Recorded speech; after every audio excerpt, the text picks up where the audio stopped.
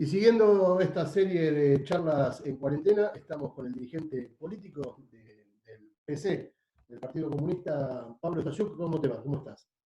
¿Qué tal, Marcelo? ¿Cómo te va? Para vos y para los video oyentes. Ahora estamos mezclados con tantas cosas. Sí, sí. ¿Cómo venís llevando todo esto? Eh, Mirá, el tema de uno más o menos la va llevando. El tema es cuando tenés nenes chiquitos y cuando hay personas grandes también en la casa. Entonces tenés que tener ciertos cuidados que por ahí uno, yo viendo las informaciones, viendo más o menos, uno podría ir zafando, pero bueno, viendo el cuidado que hay que tener con los adultos mayores bueno, y el tema de que son los más perjudicados, y a su vez el tema de que los chicos son los que más contagian, los que más propagan el virus más fácilmente. Bueno, yo acá tengo una persona de 90 años que es mi suegra en casa viviendo con nosotros, y a su vez tengo un nene de 5 años. Así que tenés que manejarte ahí con ciertos cuidados, tomamos ciertos cuidados para salir, para hacer los mandados. Eh, el trabajo está absolutamente parado, en lo que es lo laboral está absolutamente parado. Primero por un tema de que no estaba permitido hasta hace poquito tiempo el trabajo de obra, pero también hay un problema de que yo generalmente trabajo en casa de familia y la gente tiene miedo, hoy no quiere que entre nadie de afuera a la casa, por lo menos hasta no tener un poco más claro a ver qué va pasando. Así que es una mezcla de las dos cosas. Primero, por un lado, no podía, y por otro lado también esperar a que, si es una obra no hay problema, si no hay otra gente trabajando, porque te dan la llave y vos te manejás solo, no tenés contacto con nadie. Pero bueno, nos tuvimos que acomodar a todo el mundo, nos pasó, no a mí. Nos tuvimos que acomodar a un montón de cosas que para nosotros son absolutamente nuevas.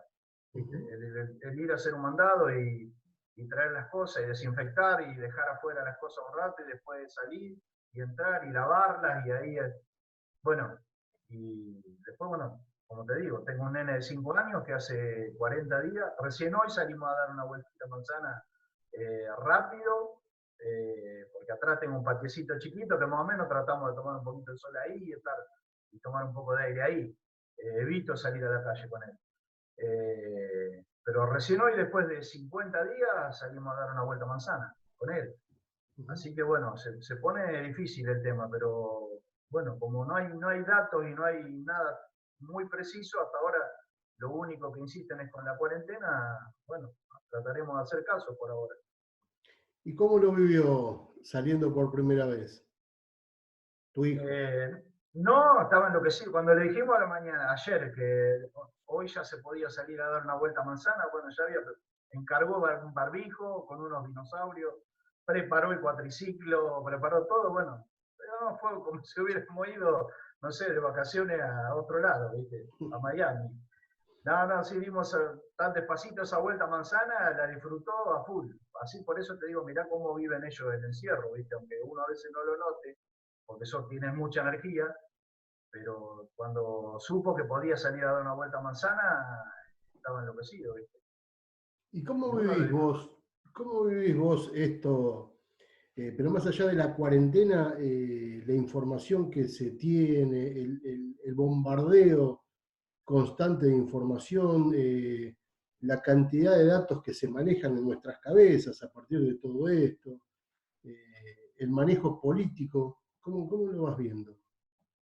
Sí, mirá, con el tiempo medio que ya te vas curtiendo para esas cosas. Yo por lo general no soy muy partidario de las teorías esas conspiranoides, de que estos son virus, que están armados para eliminar a todos los viejos y eliminar a los pobres y eliminar. Por supuesto que los más perjudicados, pero por una cuestión sanitaria, los más perjudicados son, es decir, por una cuestión médica, son los que tienen problemas respiratorios y las personas grandes, porque el virus es letal en esa franja etaria. Pero no por una cuestión política o una cuestión dirigida a eso.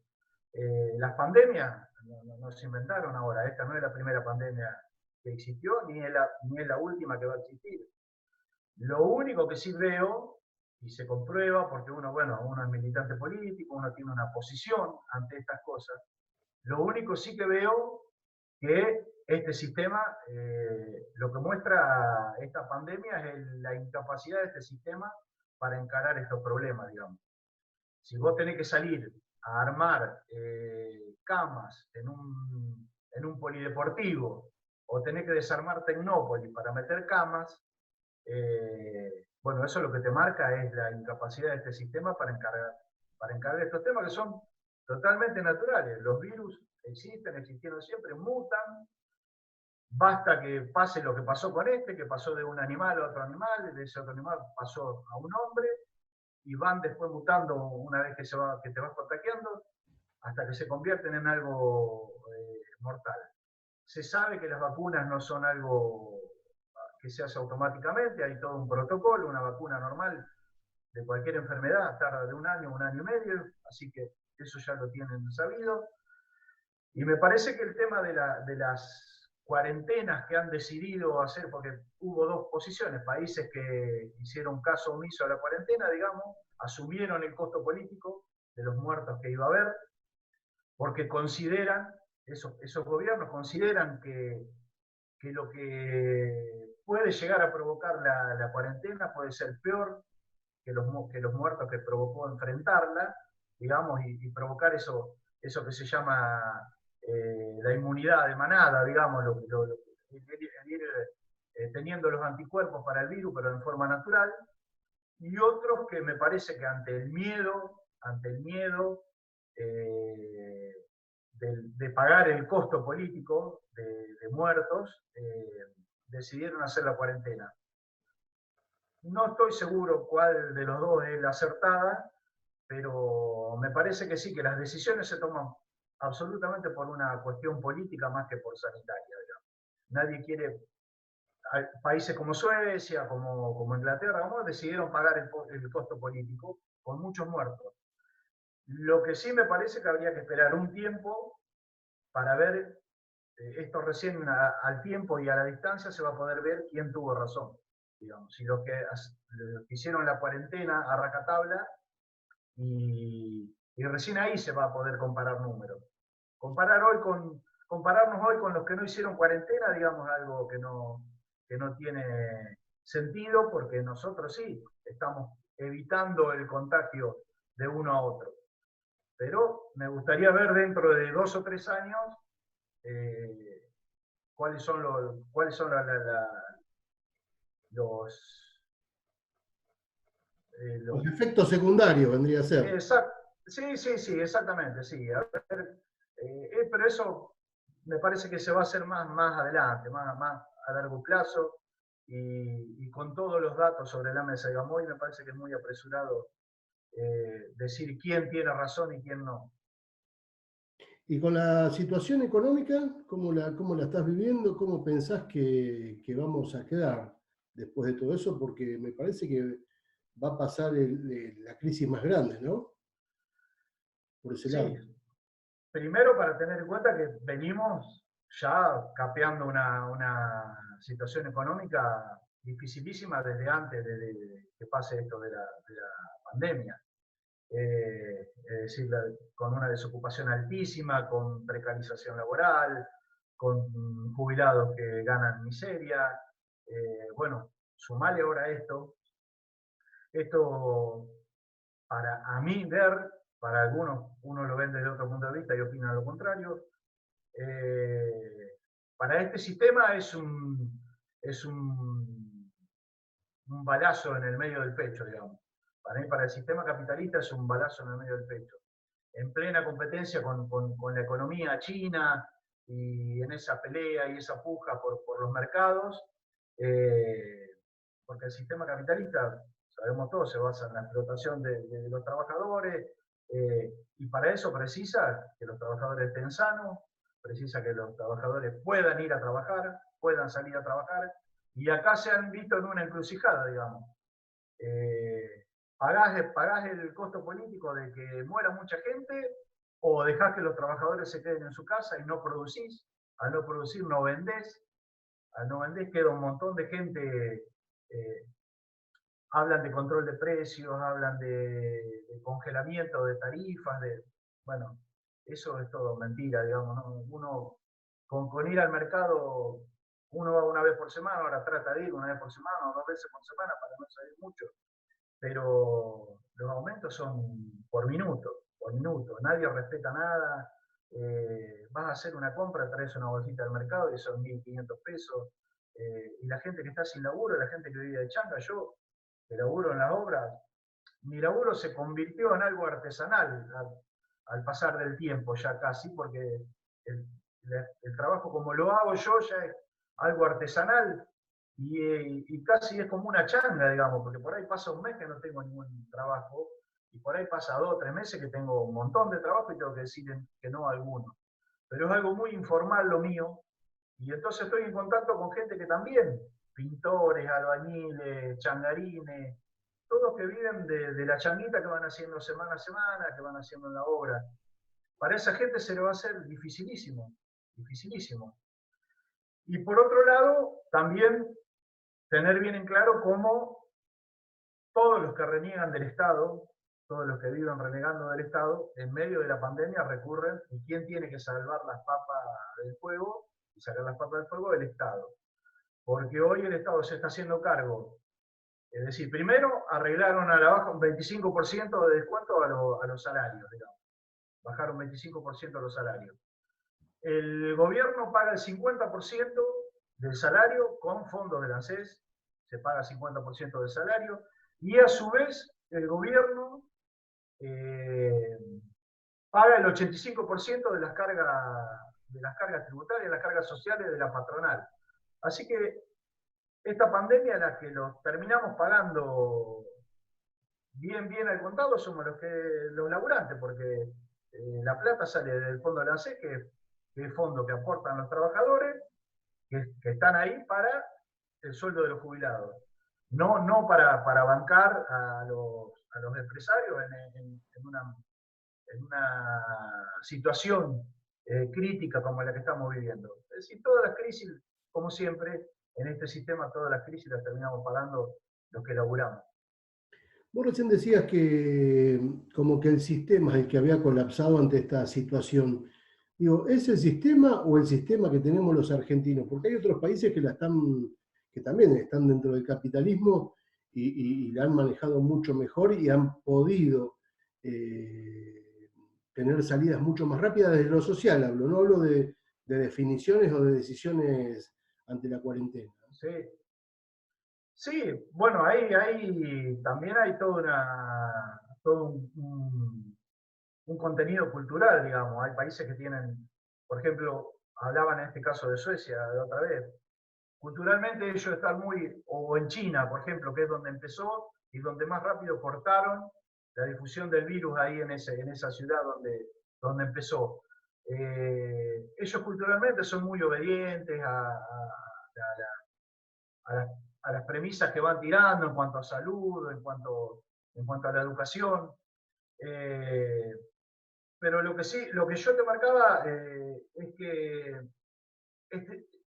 en mayor o menor medida los países que salieron mejor parados ante y que no tuvieron casi contagio, son los países socialistas, como Vietnam, como Cuba,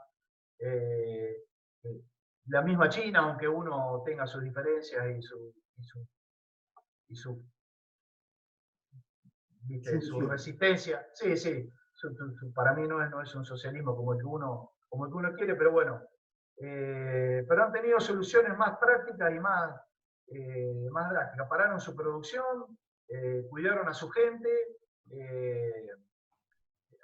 China incluso casi una ley marcial puso para que la gente no salga y pudo detener los contagios casi en muy poquito tiempo, pudo detenerlo. Pero sí, lo que se ha marcado en los países capitalistas, en los porcentajes de contagios y de muertes se van conteniendo primero en una parte porque hay partes donde se aplica fuertemente la cuarentena y en otros no. Esos son los que hace la diferencia nada más. Después uno busca y chusmea un poco qué es lo que opinan bueno, trata de buscar lugares serios, más o menos, no lugares periodísticos, no vamos a buscar en crónica, vamos a ir la noticia, pero trata de buscar lugares médicos, lugares, o por ahí charlo con mi hermano, un poco que trabaja en una empresa de salud, y me comenta un poco lo que a ellos le van bajando. Es decir, que todo, tarde o temprano vamos a tener todo contacto con este virus. Lamentablemente va a ser así porque las pandemias son así, si no, no se denominaría de esta manera. El tema es que los sistemas de salud en nuestros países no están preparados para afrontar esas crisis sanitarias que vienen de golpe. Por eso, al no querer pagar el costo político, se asume el tema de, bueno, tratemos, no es mentira que se deja al lado la economía también se tiene que dar porque para eso se usa el Estado, para subsidiarlo. Si no, dijeran los empresarios, bueno, arréglense como me arreglo. Yo estoy sin laburo ahora, por ejemplo, pero un empresario tiene el 50% mirándolo del lado del trabajador me parece bien, digamos, porque mucho peor quedarse sin trabajo. Pero digamos que el Estado corre enseguida en auxilio de los primeros de los empresarios, ¿viste? Tratar de cuidar a los empresarios, de bajar las presiones. Hasta hace un tiempo estaba discutiéndose que iba a haber un impuesto que iba a ser por única vez a las grandes riquezas, y encima no sé cuál era el tope, pero era altísimo, ¿no? Un multimillonario. Bueno, eso quedó guardado en un cajón y no se discutió más. Y sin embargo, el bajarle el 25% del sueldo de los trabajadores lo arreglaron entre la CGT y la UIA en media hora y homologado por el Ministerio de Trabajo, el acuerdo y todo, digamos. Es decir, que el gobierno también está de acuerdo con esa baja. Así que bueno, no sé si los países, si hay países que lo han podido llevar mejor que nosotros. Sí hay países más desarrollados y que están en mejores condiciones que nosotros, pero que también tienen sus dificultades. ¿Vos sos de los que piensan que a Alberto le vino justito esta pandemia porque se le estaba complicando en la parte económica? Eh, No, yo creo que lo que puede pasar es que la crisis económica se traslade un poquito para adelante, que esto le sirva para patearlo un poquito más para adelante. Pero la crisis económica argentina es insalvable. El nivel de endeudamiento y el compromiso del gobierno con querer cumplir con ese endeudamiento y pagar la deuda a rajatabla como sea, sin investigarla, porque también se tiran, viste, muchos títulos al aire, pero después las cosas no se hacen. Se estuvo hablando un mes del impuesto ese a la riqueza y no pasó nada. También se dijo que iba a haber una ley para hacer una auditoría de la deuda que tomó el gobierno de Macri, para ver qué parte era legal y qué parte se había fugado directamente sin ni siquiera pasar por el país, había ido directamente a paraísos fiscales. Bueno, eso también quedó en el olvido, digamos, ¿no? Este gobierno está pagando los intereses, está pagando los vencimientos de bonos, eh, dentro de esa palabra que dicen reestructuración o lo que sea, pero esta deuda ya la pagamos tantas veces ya la pagamos, que ya es ilegítima. Ningún gobierno desde la dictadura hasta ahora se dignó. Yo hace un tiempo que vengo leyendo y algunos compañeros que se pusieron a estudiar más a fondo, Alejandro Olmos, que es uno de los estudiosos sobre deuda externa, el padre ya era uno de los estudiosos, era Siguel, y él coincide con eso y dice eso, desde la dictadura hasta acá no hubo ningún gobierno que se pusiera a estudiar la legitimidad de la deuda que tenemos.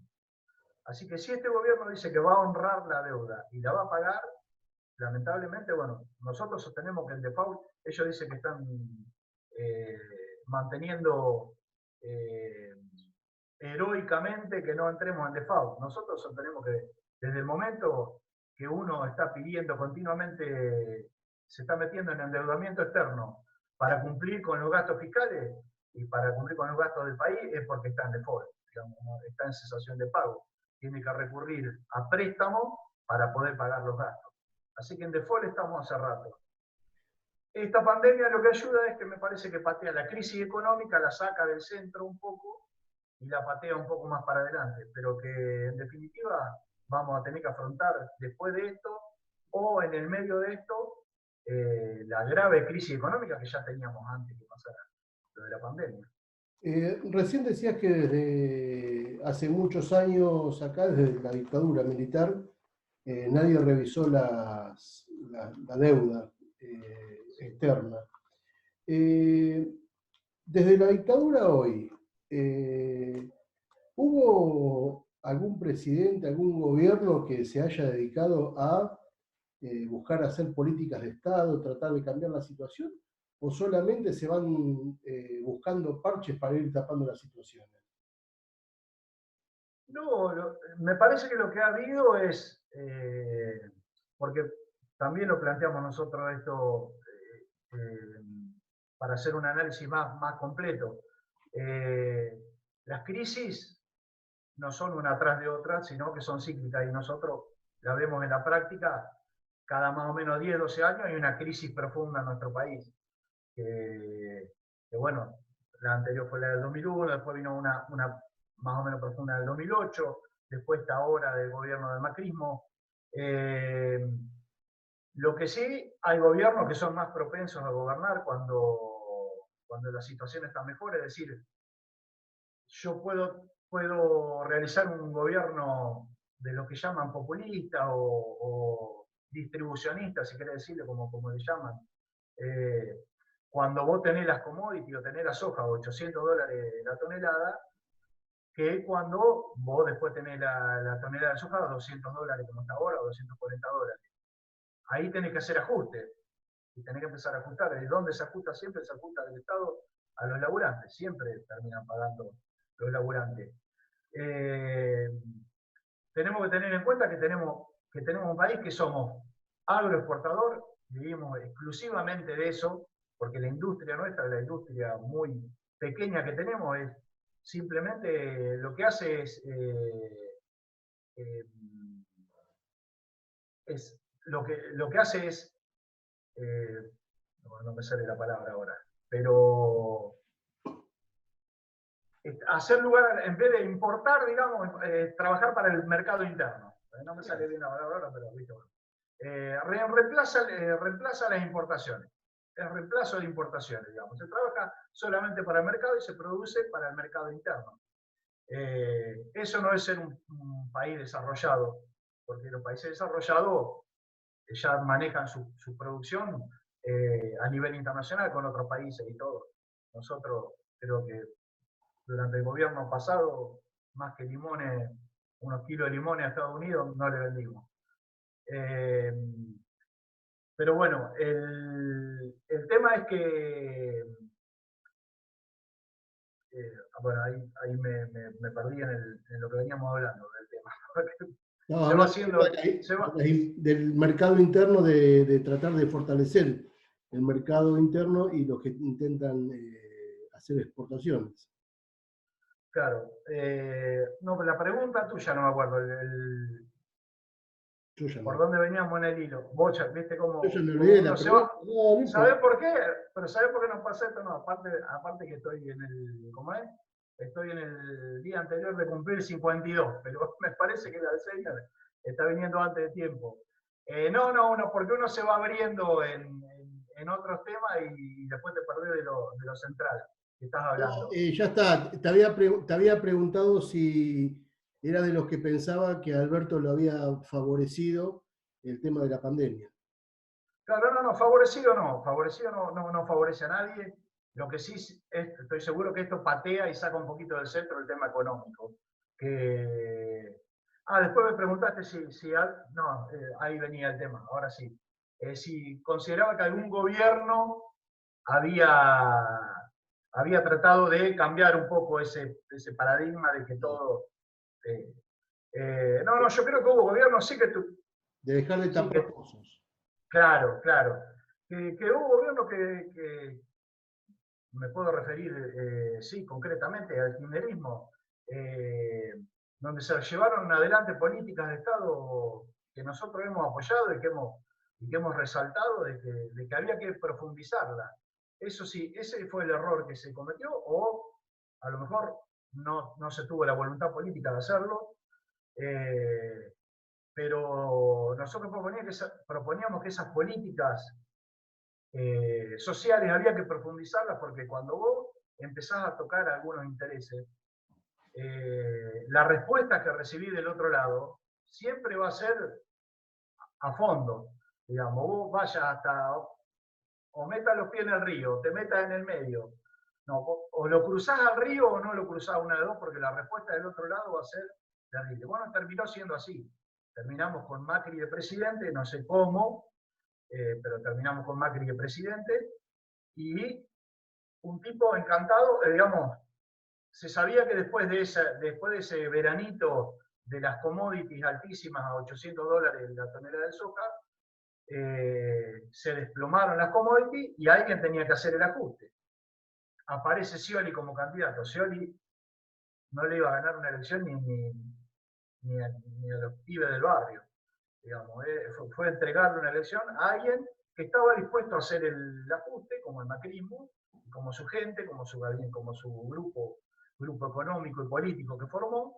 Ellos no tienen ningún problema en pagar costos políticos ni nada. Ellos hacen el ajuste que tienen que hacer, ponen las cosas en regla como ellos quieren, cambian legislación, dejan bien parado a los empresarios con la legislación que los favorezca. Y bueno, y ni hablar del endeudamiento que han generado, que es una cosa descomunal. Es un endeudamiento, es algo nunca visto, tomar deuda a pagar a 100 años. En el mundo no se vio en ningún país tomar deuda a pagar a 100 años. Entonces, viste, eso es increíble. Pero, Pablo, a esta altura de la historia, ¿no sentís que ningún gobierno ha hecho que los pobres dejen de ser pobres? O en definitiva, siempre los números de la gente más necesitada sigue creciendo en este país. Por más que se diga que se haga o que se diga que no se haga. No, bueno, ahí ya tenemos que entrar a hablar, no tanto de centrar en los gobiernos, sino en el sistema. Este sistema se maneja así, digamos, es así. Y va generando un ejército de pobres que se va multiplicando, gobierne quien gobierne, porque también hay avance tecnológico que desplaza mano de obra. Esa mano de obra desplazada no le importa a nadie, digamos. Ahí sí entran a tallar algunos gobiernos que tienen algunas políticas de asistencialismo hacia esos sectores, pero que en realidad esos sí son parches, digamos. Esos sí son parches. Eso no termina solucionando nada. Por ejemplo, acá nosotros, el núcleo central, lo que te decía hoy, el núcleo central nuestro es el mercado granario, digamos, el mercado de los granos. Eso es el corazón que hace funcionar la Argentina. Tenés la hidrovía desde Reconquista a Santa Fe, que está privatizada. Todo privatizado en un gobierno peronista, porque fue privatizada durante el gobierno de Menem. Primero eliminó la Junta Nacional de Granos, privatizó la hidrovía. Se hizo una obra que es una de las únicas obras a nivel mundial de calado del río del Paraná para que puedan entrar de dragado del río Paraná para que puedan entrar los barcos de gran calado a cargar los cereales. Se hicieron puertos individuales para cada empresa, Cargill, Midera, cada cual tiene su puerto privado, donde hacen su cargamento, donde también durante el menemismo se determinó, esto durante el kirchnerismo, durante el kirchnerismo se determinó que cualquier problema judicial se dirime en los Estados Unidos, en los tribunales de Nueva York. Es decir, que cualquier cosa que pase ahí, vos no podés controlar qué es lo que cargan, qué es lo que descargan, si ahí funciona el narcotráfico, si no funciona, bueno, no solamente eso, a los grandes grupos como Cargill que son los que le compran a los pequeños productores, porque los pequeños productores van y le venden la producción a ellos. El gobierno, a su vez, los designa agentes de retención.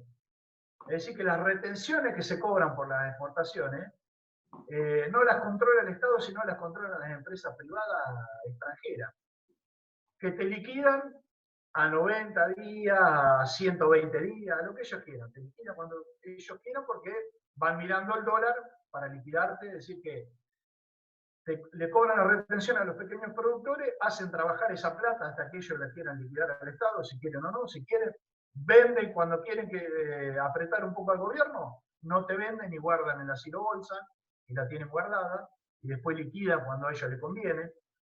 Entonces es difícil salir de ese engranaje que te marca este sistema, digamos. Y en este país, donde el centro es eso, si no tenemos una Junta Nacional de Granos, te tiro 2 o 3 medidas que tendrían que ser, que son fundamentales, porque si no, no se puede arrancar, como para poder enfilar el barco para arrancar. Tenemos que tener una Junta Nacional de Grano, porque si el país vive de eso, el Estado tiene que ser el control de eso. Manejar el comercio exterior. Manejar el comercio exterior es fundamental, porque si no te lo maneja Cargill. Y Cargill maneja con la bolsa de Nueva York.